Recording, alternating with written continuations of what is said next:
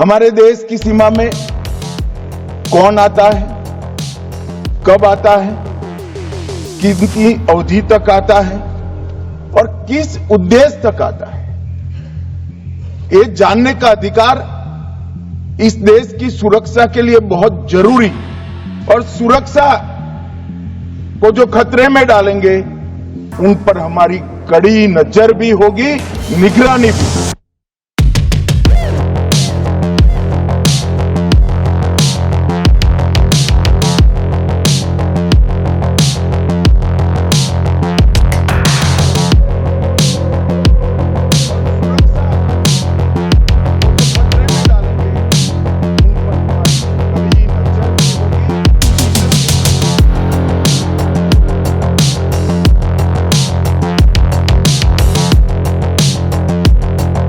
मान्यवर, बिल लाने का मुख्य मुद्दा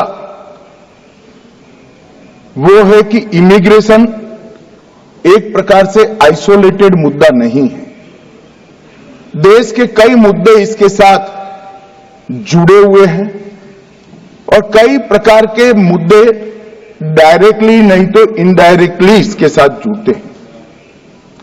हमारे देश की सीमा में कौन आता है, कब आता है, कितनी अवधि तक आता है और किस उद्देश्य तक आता है, ये जानने का अधिकार इस देश की सुरक्षा के लिए बहुत जरूरी और ये कोई नया विचार नहीं है।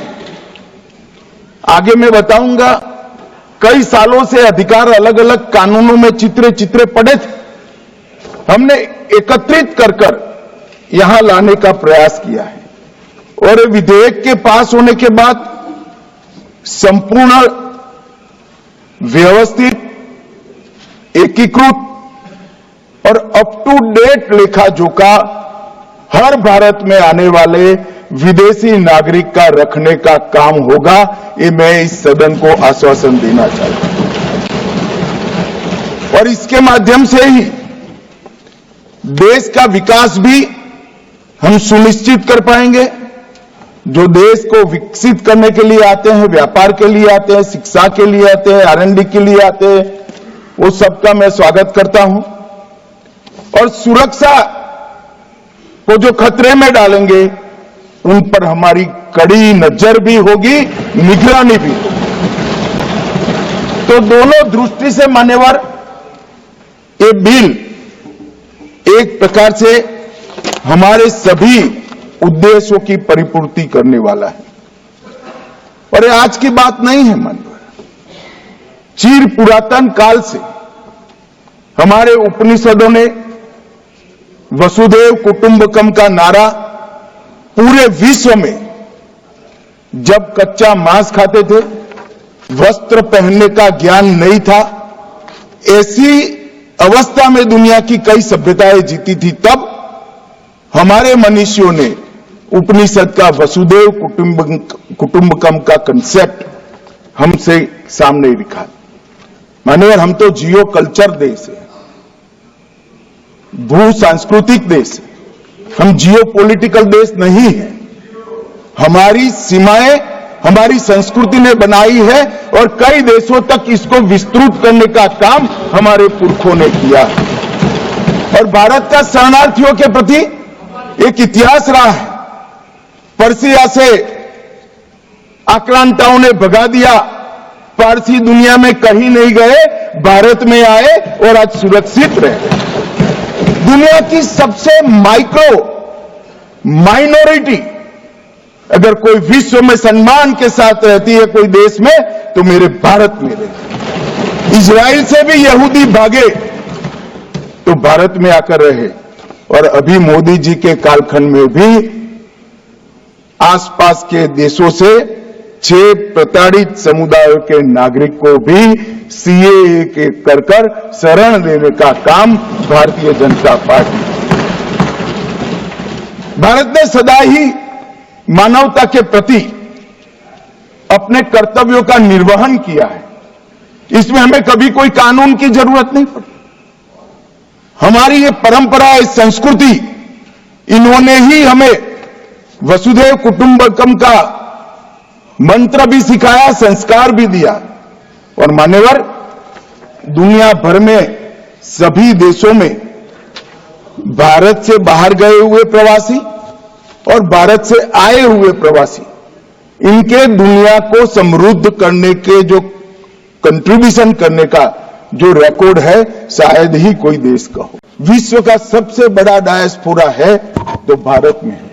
और दादा कहते थे, जो देश समृद्ध होता है उसकी ओर दुनिया भर से लोग आते हैं, गरीबी की ओर से समृद्धि की ओर।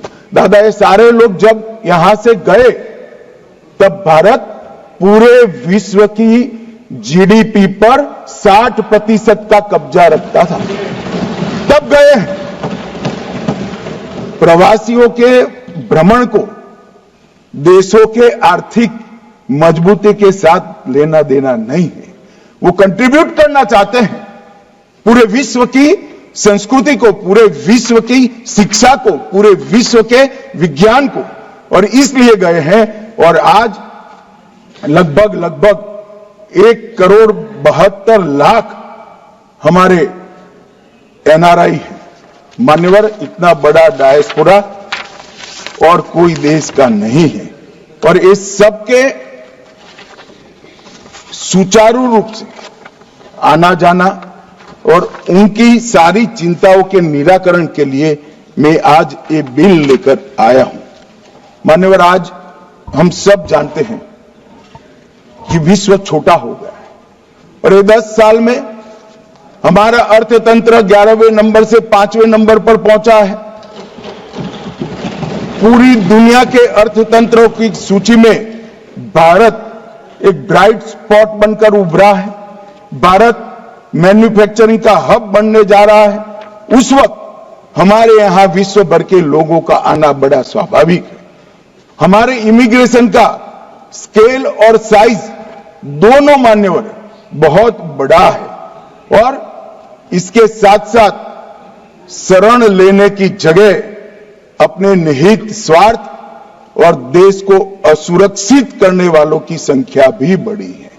अगर ये दोनों को संतुलित करना है, जो यहां सुचारू रूप से अपने देश के कानून के हिसाब से भारत की व्यवस्था को कंट्रीब्यूट करने के लिए आते हैं, व्यापार के लिए आते हैं, शिक्षा के लिए आते हैं, R&D के लिए आते हैं, लीगल सिस्टम को मजबूत करने के लिए आते हैं, वो सभी का स्वागत है मान्यवर।